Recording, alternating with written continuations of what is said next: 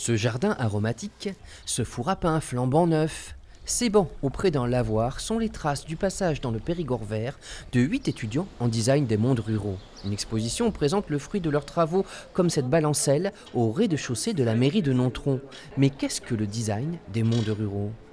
On n'est pas là clairement pour faire des chaises ni des étagères. On est là pour faire des choses en lien avec le territoire.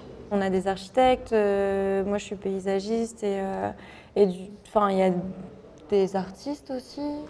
S'ils ne sont pas là pour fabriquer des objets, ces designers devaient avant tout s'immerger dans le non-trôné, créer du lien et lancer des réflexions, notamment avec les jeunes, très écoutés. Et par exemple, on ne peut pas aller en train à Aix-Idaï. Et à qui on a demandé aussi comment réaménager la place de la mairie. C'était vraiment d'être à l'écoute de leurs envies parce que c'est quelque chose qu'ils connaissent plus trop. Je pense qu'ils ont besoin d'être écoutés, mais ils n'ont pas toujours des espaces de discussion adéquats.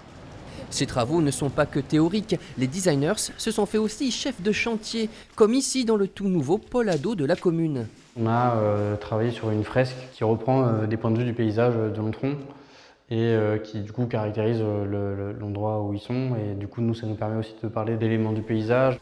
Tous ces projets se font dans un dialogue avec les acteurs locaux, comme la communauté de communes ou le pôle expérimental des métiers d'art, pas mécontent d'accueillir ces étudiants. C'est un regard extérieur qui est porté sur le territoire, des idées, des envies. Et nous, ça nous permet d'échanger avec eux et d'avoir une nouvelle vision de notre territoire, d'avoir des nouveaux projets, des nouvelles dynamiques qui se mettent en route. Le Périgord vert n'a pas fini de bouillonner. Une nouvelle promotion de designers des mondes ruraux est annoncée pour septembre prochain.